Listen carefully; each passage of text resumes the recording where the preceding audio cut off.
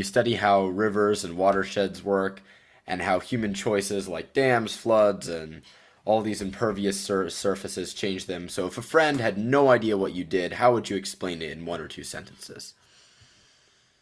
Sure. So I study, yeah, rivers and watersheds and how they're impacted by humans and other natural forces. So that could be land use change, that could be the construction or the removal of dams, it could be the introduction of invasive species.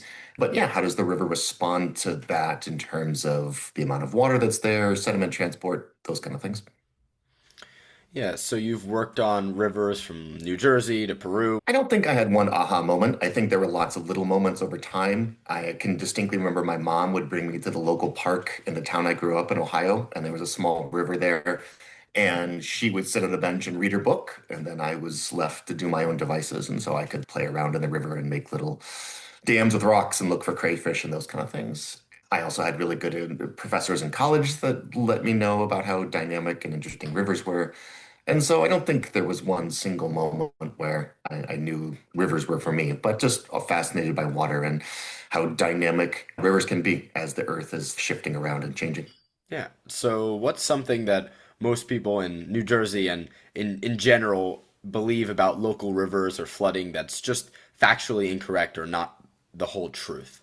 Oh my goodness. I think important concepts about rivers that I'd like people to know are things like we're all downstream of somewhere. So surface water is flowing obviously downhill, and typically that's coming from somewhere else. And so what happens upstream of us is important, whether that's pollution or keeping it clean or treatment centers or whatever. The other than misconception is about things like flooding. So there's the somewhat commonly known term, the 100-year flood, which gets easily misinterpreted, and I think understandably so, that it occurs every 100 years. Because if you call it the 100-year flood, it would understandably, yeah. But that's a average recurrence interval. So unlike something, if we have a monthly bill, it comes once a month.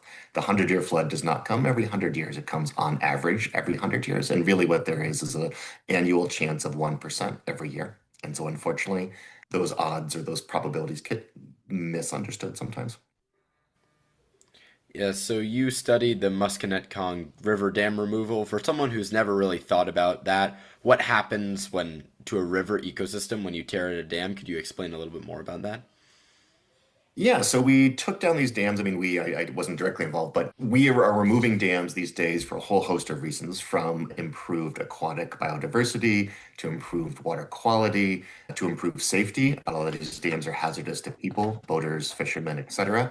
And so we're removing these dams for all kinds of reasons. And once we do, the rivers just have this remarkable ability to bounce back really quickly and to kind of return to whatever state was there before. So the water quality typically improves with increased oxygen levels and decreased temperatures. The sediment is more conducive to fish and other invertebrate life. It's really remarkable how quickly the river responds in a positive way to these dam removals.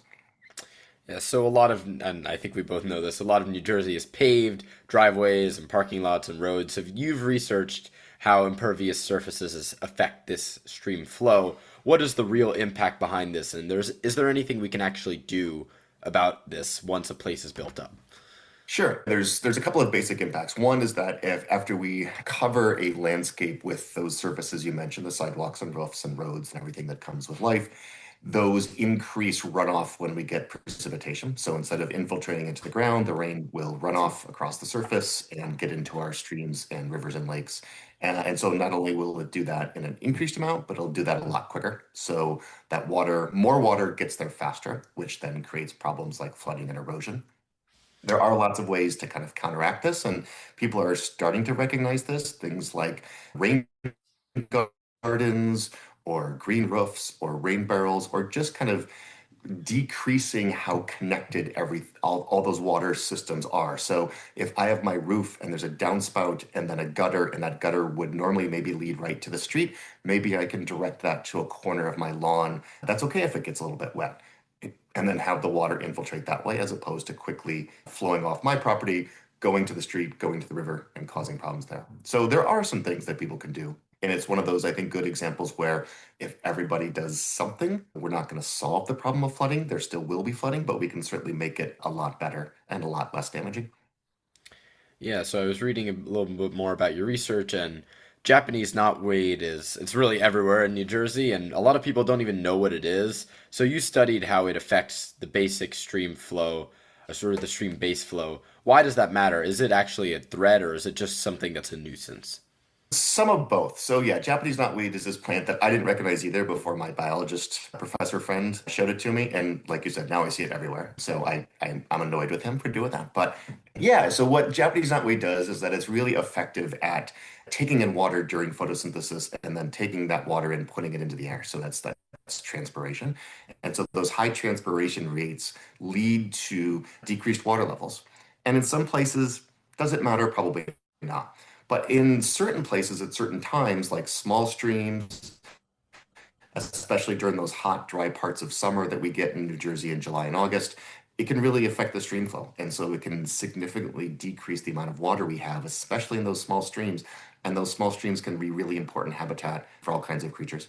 So it's those small, they're called first order streams, or those really beginning streams that they're most threatened by things like Japanese knotweed. Bigger rivers, the Raritan or the Delaware or the Passaic, and they're not going to see much of a difference at all. But it's those small streams, the ones that people have in their backyards or in the local parks, that would be the most affected. Mhm.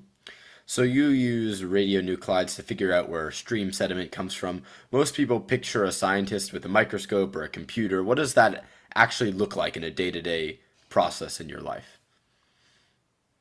Yeah, so I consider myself a field scientist who then does some lab analysis. So you're right, I'm not in a lab, like a white lab coat with safety goggles on or something. I am more in the field, like standing in a river. And so I'll be collecting sediment. And so those radionuclides you mentioned, they're naturally occurring for the most part. And so you can imagine it's almost like this dust that accumulates. And the longer the sediment sits around, the more that dust accumulates. And so we can measure that radioactive dust. And it's really low level, it's very background radiation. Some people start to get worried at this point of the conversation when they hear about radioactive dust, but it's been occurring throughout everybody's lives. We just don't notice it. So yeah, I'm in the field. I'm collecting data. I then typically do have to bring it to a laboratory to analyze it, or I bring some data and analyze in a computer lab, maybe with a software called Geographic Information Science or GIS. And so it's a combination of being outside and doing field work and then bringing that data back to the lab. And I got to say, that was one of the things that attracted me about the science is that I got to be outside. And so I mentioned being a little kid at that city park. There are times where I'm standing in the middle of a river on, say, a Wednesday afternoon and realizing, hey, wait, this is my job. I get to do this, and I'm not a little kid anymore, but I still get to go hang out with them. So I feel really lucky and fortunate to be able to do that. Yeah, so on a scale from 1 to 5, 5 being the most urgent, how worried should someone living in New Jersey or really anywhere else in the United States, or you can broaden it however you'd like, how worried should they be about flooding over the next 10 years and why that number? It really depends on where you are and what type of flooding we're talking about because there's sea level rise and ocean flooding and there's river rise and flood. I would be pretty high. I would say it's probably like a four. So, I mean, because it can affect most people. Most people live near a river, or most people live near an ocean. Most people live near some body of water. And the flooding problems we're facing from climate change as we put more water vapor into the air because things are warmer. And so we're just evaporating water at a faster rate. We're basically turbocharging our storms and our hurricanes. Those are going to be more of a problem. And we keep building on near rivers. We keep building near oceans because people like to live near these places. They're scenic and they're fun, and I get it. But long term, they're not very safe places to be. So I would put it pretty high. And as a scientist, I feel like it's our job to try and quantify that risk and kind of communicate that risk. And then as a society, maybe we can have a discussion about how acceptable that risk is. Is it, and what do we do about it? If we find that it's too risky for people to live next to the ocean, do we help the people move? Do we just leave them there? Do we say nobody should live next to the ocean? It's hard, and these discussions are complicated. And if it wasn't hard and complicated, somebody would have figured it out by now. So these are, but this is where I think the science is fun too. Yeah. I enjoy the fact that the science has a lot of overlap with politics and economics and social justice issues and other kind of aspects of everyday human life. So I enjoy that part. Yeah, so I asked this next question of basically every scientist that I interview, and it's that who are one or two scientists that you think I should interview after you? it should be someone who would be able to give a very unique position and perspective that could really shape the way I'm looking at these all of these next interviews. I've talked to a lot of different kinds of professors, so anyone who you think would be very particularly interesting to interview. All right. All right, I got a couple names. All right, one is Jose Constantine. He's at Williams College. He's another Rivers person, so I'm biased. I think rivers are pretty awesome. He does not only interesting work on rivers, but I think does a really good job of incorporating community work and working with some communities that are especially affected by things like flooding and pollution. So I think he would be really interesting. She's really busy, but if you can get her, Tessa Hill, she's at UC Davis, so there's a West Coast person for you. She's really great. There's just all kinds of people. You could talk to somebody like Patrick Belmont, Belmont. He's at Utah State. He does really interesting work in terms of rivers and watersheds.